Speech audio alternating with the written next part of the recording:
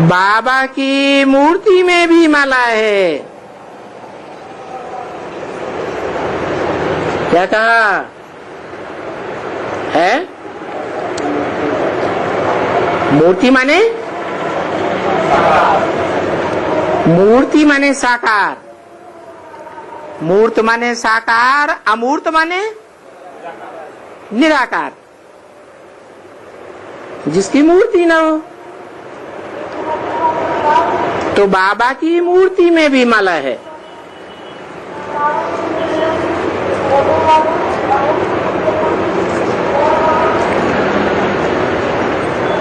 माने साकार मूर्ति में भी माला है। भी क्यों लगा दिया?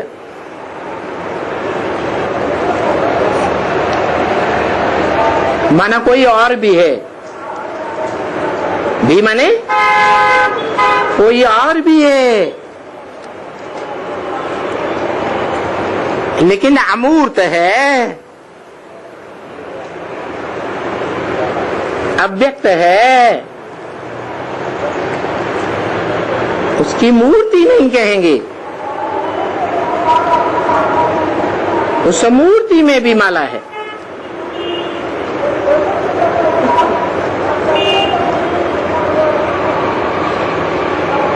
तो जो मूर्ति है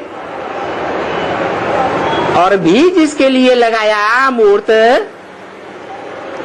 वो मूर्त और अमूर्त एक ही है या अलग अलग है? हैं? अलग अलग है? एक ही है?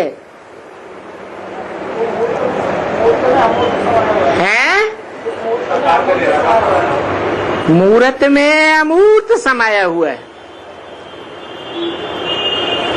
तो वो कौन सी मूर्ति है?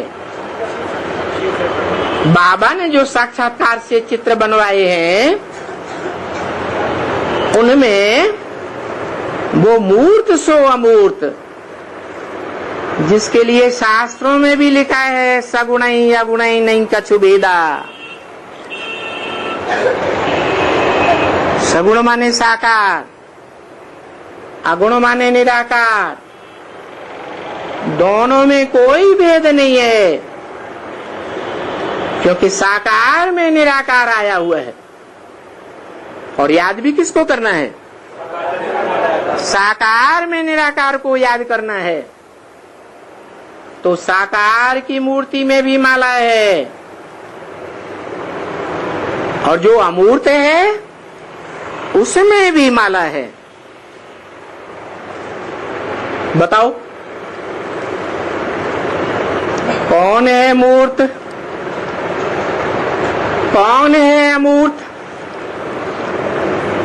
और कौन है जो मूर्त भी है और अमूर्त भी है? दोनों का मेल है। जैसे कहते हैं बाप दादा है एक, कहते हैं त्वमेव माता च पिता त्वमेव। त्वम एक को कहा जाता है या अनेकों को?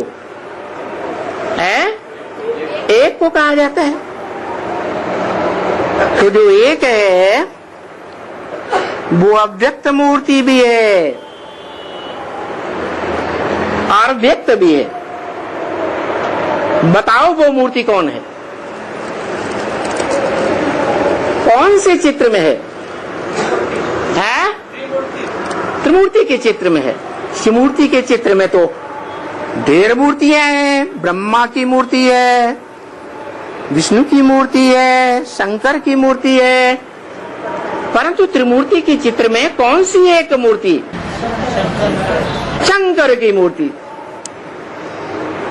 शंकर याद में बैठा पुरुषार्थ करने वाला पुरुषार्थी है या संपूर्ण शिव बाबा है?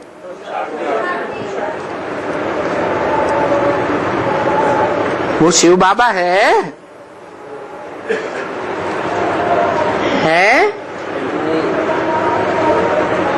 नाम ही दो हैं, शिव माने निराकार ज्योति बिंदु का ही नाम शिव है, और जिसमें प्रवेश करता है वो साकार बाबा कहा जाता है, ग्रैंडफादर। शिव ज्योति बिंदु आत्माओं का बाप है सिर्फ,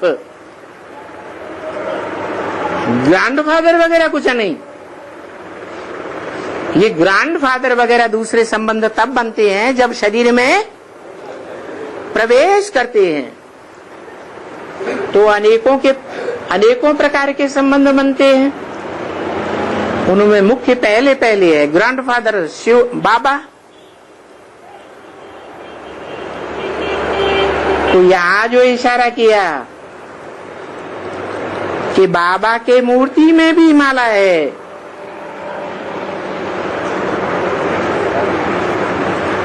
और अमूर्त में भी माला है।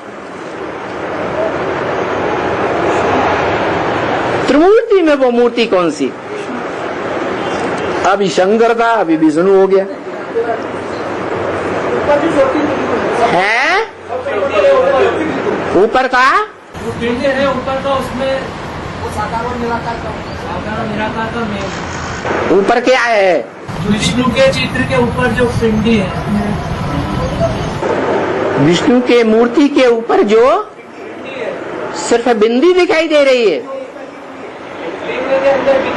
बिंदी के आसपास लिंग नहीं दिखाई दे रहा है, है? तो ऐसे क्यों कहते हो कि बिंदी दिखाई दे रही है? धर्म पिताओं की तरह।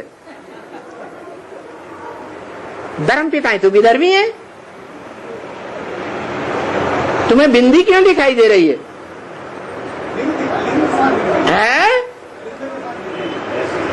लिंग के साथ में बिंदी दिखाई दे रही है। साथ में दिखाई माने किसके साथ? लिंग, वो मेरा बड़ा रूप है। बाबा कहते हैं ना, अगर तुम्हें मेरा छोटा रूप ज्योति बिंदु याद नहीं आता है तो क्या करो?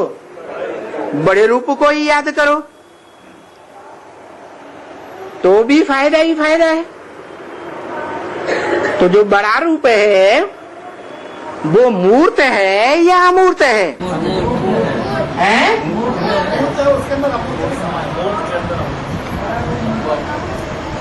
जो बड़ा रूप है वो मूर्त है, क्योंकि आंखों से अरे बड़ा रूप दिखाई नहीं देता साकार।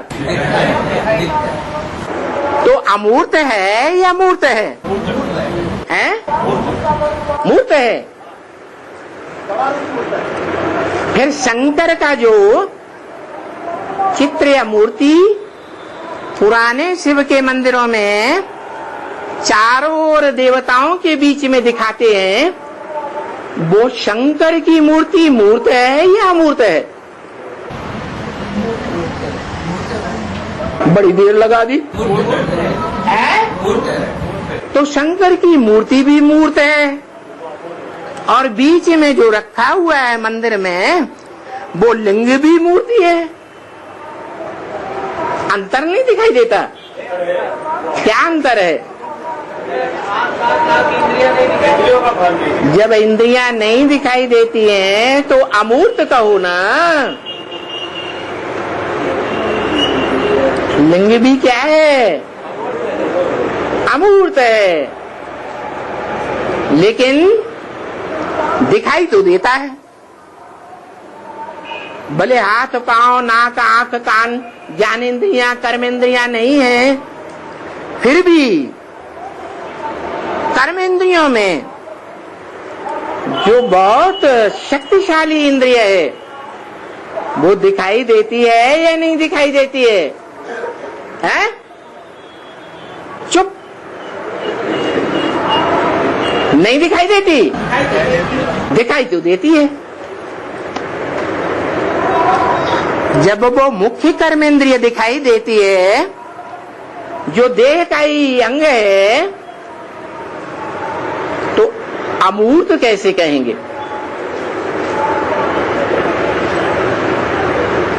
दिखाई देती है तो मूर्त तो है। लेकिन हाथ पांव नाक आंख कान इंद्रियां अन्य नहीं है, इसलिए अमूर्त है। इसलिए गीता में आया है अव्यक्त मूर्तिना। क्या? ये सारा संसार जड़ जंगम उसी अव्यक्त मूर्ति से जन्म लेता है, निकलता है, और ये सारा जड़ जंगम संसार उसी अव्यक्त मूर्ति में समा जाता है। जो अव्यक्त मूर्ति झाड़ के चित्र के ऊपर दिखाई गई है, जिसकी ओर इस संसार की सारी आत्माएं खिंची हुई चली जा रही है। कौन आकर्षित करता है?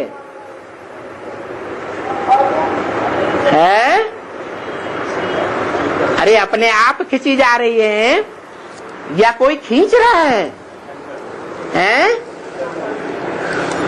खिंची चली जा रही है। 500-700 करोड़ आत्माएं खींच रही है। खींचने वाले का नाम भक्ति मार्ग वालों ने कृष्ण रख दिया है। कृष्ण माने आकृष्ट करने वाला।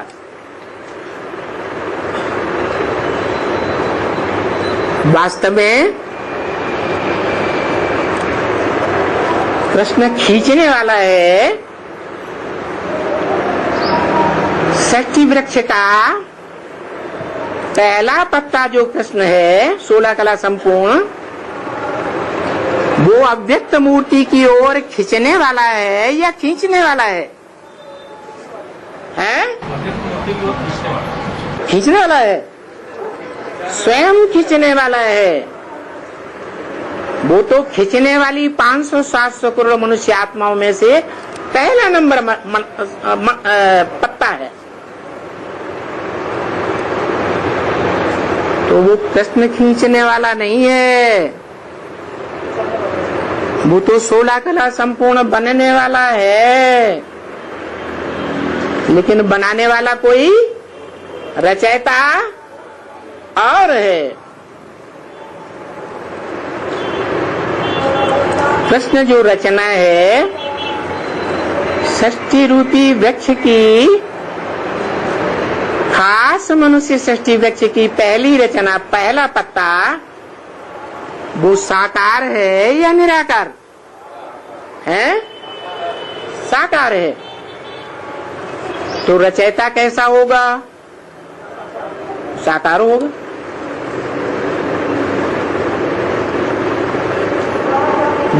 डॉक्टर बनाता है, इंजीनियर बनाता है। ऐसे ही यहाँ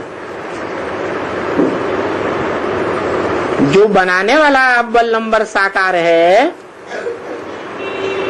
वो क्या बनाएगा? साकार बनाएगा या निराकार बनाएगा?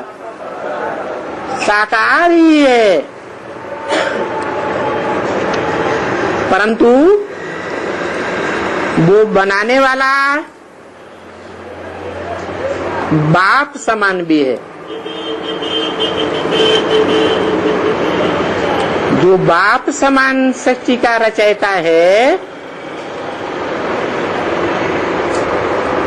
अव्वल नंबर रचयिता है, जो मुसलमान और इस्लाम धर्म में भी गाया जाता है, अल्लाह अव्वल दीन। अल्लाह ने आकर अव्वल नंबर दीन अर्थात धर्म की स्थापना की। अंग्रेज लोग भी गाते हैं, हेवनली गॉडफादर। किस आधार पर हेवनली? हेवन की रचना करने वाला। तो वो हेवनली गॉडफादर जो साकार में हेवन रचता है, वो स्वयं साकार भी है, लेकिन साकार के साथ साथ निराकार भी है। और निराकार वो अपने पुरुषार्थ से बनता है या कोई बनाने वाला पार्शियल उसे बनाता है? बनाने वाला पार्शियल है ही नहीं, वो तो सदैव पक्षपात रहित है। वास्तव में जिसे भगवान कहा जाता है, वो कभी भी पार्शियल नहीं हो सकता कि एक को बनाए और दूसरों को न बनाए।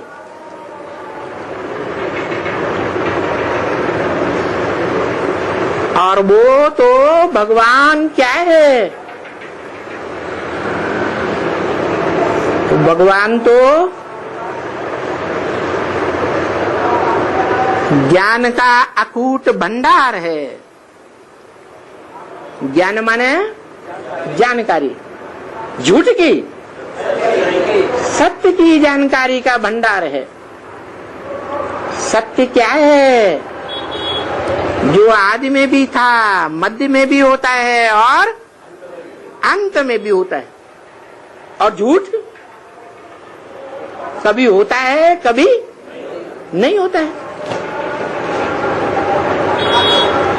जैसे विदेशी और विधर्मी धर्मखंड, बौद्धी धर्मखंड चीन जापान, इस्लामी धर्मखंड अफ्रीका अरब देश, क्रिश्चियन धर्मखंड यूरोप और अमेरिका,